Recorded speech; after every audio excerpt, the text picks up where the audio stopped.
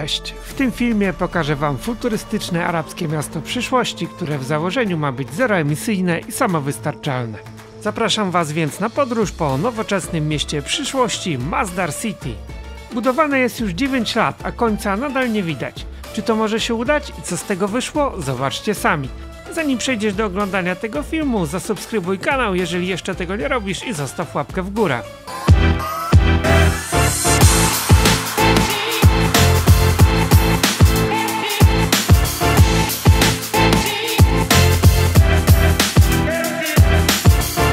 Masdar to w języku arabskim znaczy źródło. Ma być odpowiedzią na wyzwania, które stawia przed nami kryzys klimatyczno-ekologiczny. Budowane od 2006 roku miasto powstało o 17 km od centrum Abu Zabi, czyli stolicy Zjednoczonych Emiratów Arabskich, tuż przy porcie lotniczym. Skala zastosowanych tam nowoczesnych rozwiązań z zakresu odnawialnych źródeł energii, budownictwa i transportu jest niespotykana gdziekolwiek indziej. Koszt budowy miasta przekroczył już 20 miliardów dolarów. W Masdar swoją siedzibę ma m.in. Międzynarodowa Agencja Energii Odnawialnej. Docelowo w mieście ma zamieszkać 50 000 osób, a strefa ekonomiczna i klaster innowacyjnych technologii oferować będzie aż 40 000 miejsc pracy.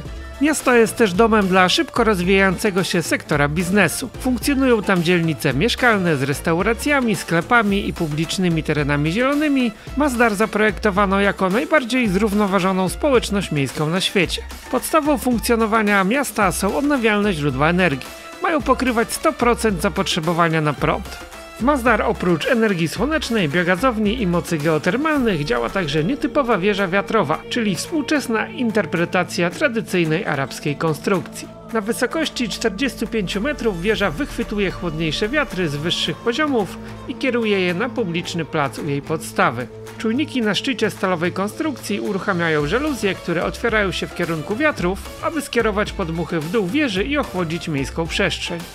Każdy budynek pomyślany jest w taki sposób, aby miał jak najmniejszy negatywny wpływ na środowisko naturalne. Budynki wykonuje się z cementu o niskim śladzie węglowym oraz aluminium, które w 90% pochodzi z recyklingu. Architektura ma na celu zmniejszenie zużycia energii i wody o co najmniej 40% w porównaniu ze standardowymi rozwiązaniami. Masdar funkcjonować ma wewnętrzny system autonomicznego transportu. Nietypowe pojazdy przewożą do 12 osób jednocześnie, jednak podczas mojej wizyty te pojazdy akurat nie kursowały. W mieście ma powstać także metro i kolej elektryczna. Zeroemisyjne miasto przyszłości pełne jest futurystycznych rozwiązań, które mają sprawić, że stanie się nie tylko wyjątkowym, lecz przede wszystkim przyjaznym i wygodnym miejscem do życia dla swoich mieszkańców. Ale tak to ma wyglądać w teorii. Jak jest naprawdę? Zobaczcie sami. Bo wpuścił nas jakiś robotnik przez dziurę w płocie. No ale szukamy centrum póki co.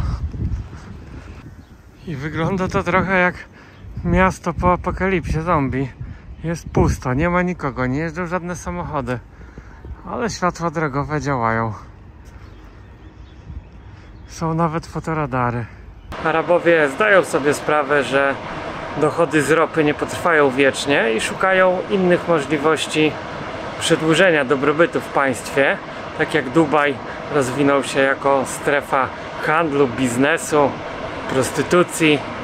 I tam przyjeżdżają teraz turyści z całego świata, pomimo że tak naprawdę to miasto niewiele oferuje samo z siebie. Tak właśnie tutaj postawiono na coś innego. Zaawansowane technologicznie miasto. I tak przynajmniej ma to wyglądać w teorii, bo jak tutaj się rozglądam, to bardziej przypomina mi to miasto z filmu postapokaliptycznego. Jest godzina 10 rano, nie ma tutaj żywego ducha, puste ulice, sygnalizacje świetlne działają, czasem przemknie jakiś sprzątacz czy robotnik i dookoła wielki plac budowy. Być może zostanie to ukończone za wiele lat, ale czy ktoś zechce tu mieszkać, to jest podstawowe pytanie. Już Dubaj wybudował wyspy w kształcie palm. Okazało się, że nie ma chętnych na zakup nieruchomości.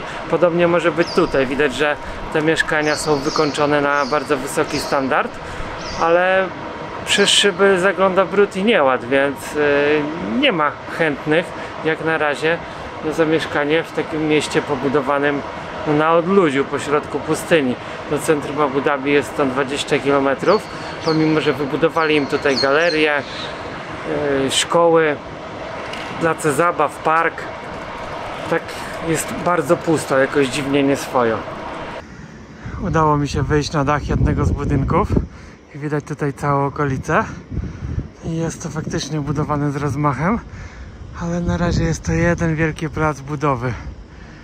I wydaje się, jakby większość budynków była jeszcze nie zamieszkała, a nawet jeżeli nie jest jeszcze zamieszkała, to już wygląda na opuszczona, jest po prostu brudna. No, typowa arabska mentalność, pewnie jeszcze jak Hindusów najechało. Tam w tle widać lotnisko, stoją samoloty. Także no być może kiedyś to będzie tętniło życiem, ale póki co jest to plac budowy na pustyni. Nie jest to za ciekawie i nie chciałbym tu mieszkać. Jest Ramadan, więc jest totalnie pusto w galerii, pomimo że jest południe. No ale Arabowie teraz nie mogą jeść ani pić, więc akurat restauracje są pozamykane, a w samych sklepach w zasadzie nie ma nikogo. Więc można sobie dowolnie pooglądać. Miasto jest wręcz utopijne. Aż dziwne, że jest tutaj tak pusto niesamowicie. Wszystko jest nieczynne. No jest Ramadan, może to też dlatego. I oni teraz siedzą w domach. Ale no wygląda jak to po jakimś końcu świata. Jeździ tutaj też ponoć, no w sumie na pewno, bo widziałem filmy i są przystanki. Taki automatyczny transport. Transport przyszłości bez kierowców.